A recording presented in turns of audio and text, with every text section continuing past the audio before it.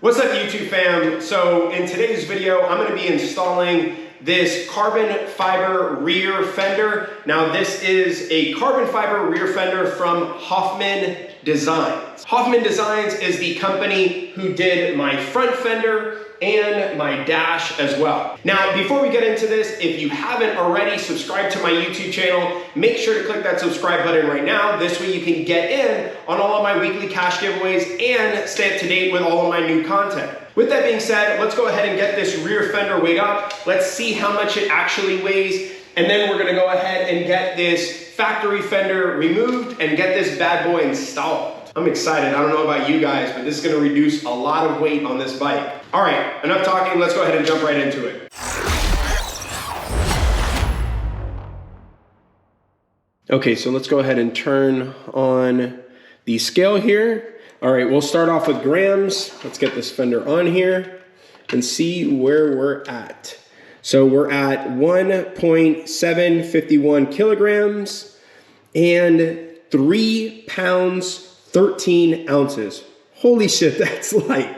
So obviously, yeah, it is very light. We still have to drill the hole out of this for the seat mat, which I'm gonna show you guys here in a second. So we're gonna need to drill the hole somewhere here. That'll obviously reduce the weight, but as you guys can see, it is really light. Let me go ahead and put that on there again. That is crazy. 3 pounds, 13 ounces. So yeah, it is super light. Now, I just want to quickly show you the finish on this so you guys can see what you're getting. So there is a screw that is mounted right here, and that's for that rear fender bracket. But if you guys see here, I mean, the quality is just, it's beautiful. It is a beautiful piece. Let me see if I can get here into the camera better, but look at this, the carbon. It is just a beautiful, beautiful, it's a stunning piece of carbon. It is so beautiful. I'm so happy with this piece. I'm so happy. It's gonna look so nice on there. All right, well, let's go ahead and get the factory stuff off and we'll go ahead and get this one put on. Now, I'm only saying this because people will ask, yes, you do have to remove your saddlebags and you are going to have to remove your seat and the seat lock if you have one on the bike.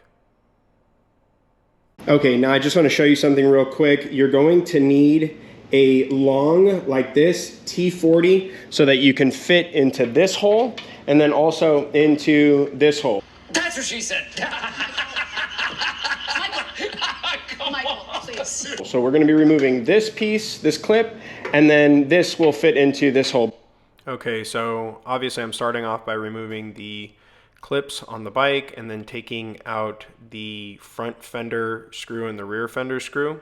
Moving to the other side, the hammer, by the way, helps out a lot to get this off, and a small flathead screwdriver just to pry those clips off so that you can get to them.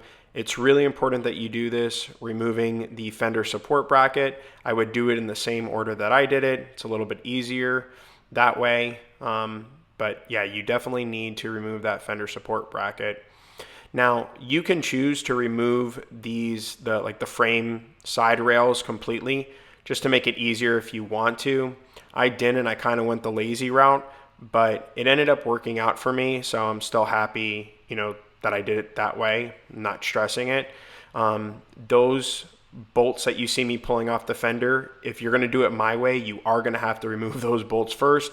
This way you can shimmy out the fender as you see me doing here. In order for you to do it my way, you are gonna have to remove those 2 bolts. As you can see, there's still 2 left on, which you are gonna have to remove as well. And it doesn't take a lot of pressure, so don't go torquing these things down crazy hard when you go to put them back on the bike.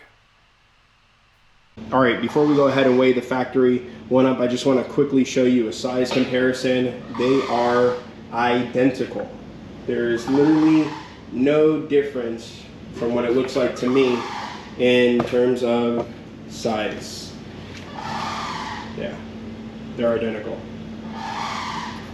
All right, now let's go ahead and get this one weighed up. So we'll start off with grams first, and we are at 3.062 kilograms, and let's see Okay, actually, so it's half. It looks like half. The factory fender, just the fender by itself, is 6 pounds, 12 ounces. So I think that's like a 3-pound savings is what we're getting by switching to the Hofmann Designs carbon fiber rear fender.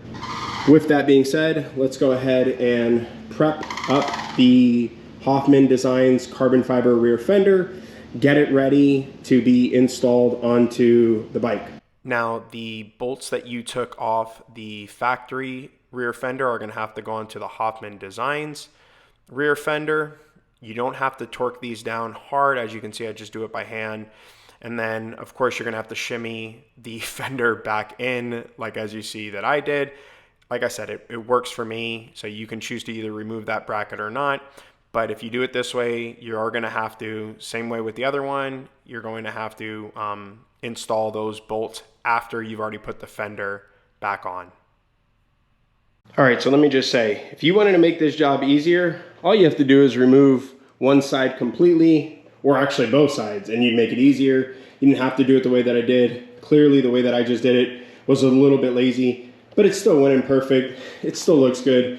I need to get it bolted in, of course, but I just wanted to give you guys my initial thoughts about getting this thing in, because clearly you just saw I did have to fuss a little bit around with it, but it's still, I mean, it wasn't that bad. For me personally, I'm still happy I went the route of fussing with it a little bit, wrestling around with it, rather than removing everything off in order to get it back on. But it was still easy enough, as you guys can see. It only took me an extra 15-20 seconds to wrestle with it to get it in. Not scratched up or anything like that. It still looks really good, so I'm happy.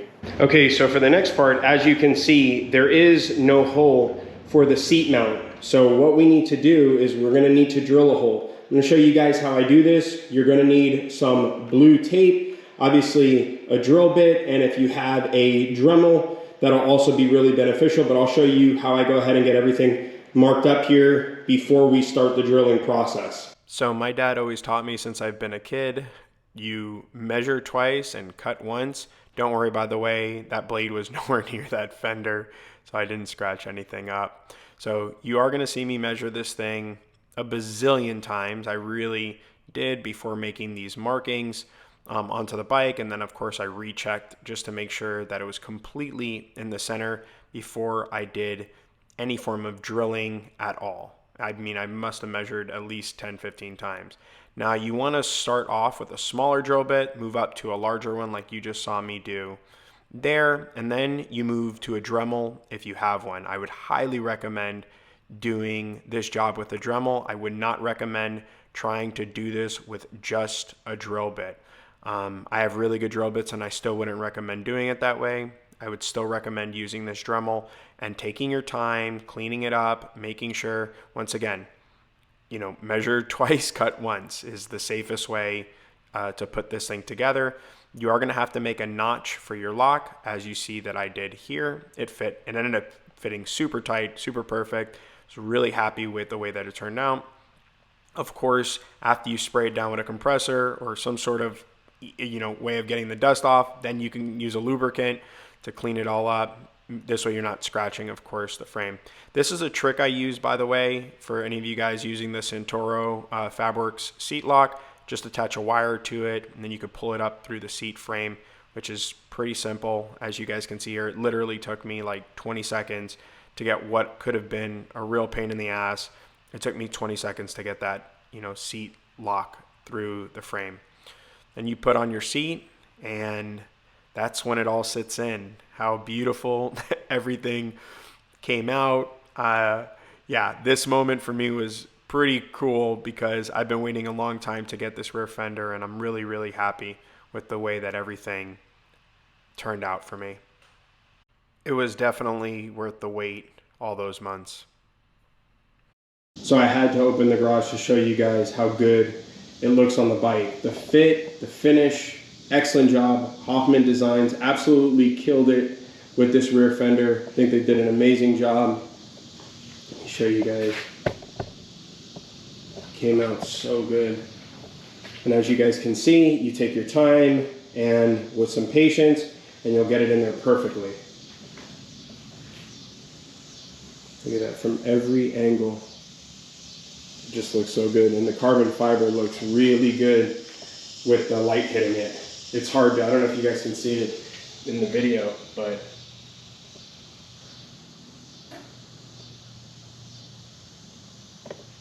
it looks so good. It came out really nice. Now, let me know in the comment section down below if you think the Hofmann Designs carbon fiber rear fender was a good mod. I personally think it was. I saved over 3 pounds by switching to this fender. So I'm overall really happy that I went ahead and did this, but I do want to hear from you guys in the comment section down below if going with the Hofmann Designs rear carbon fiber fender was absolutely worth doing.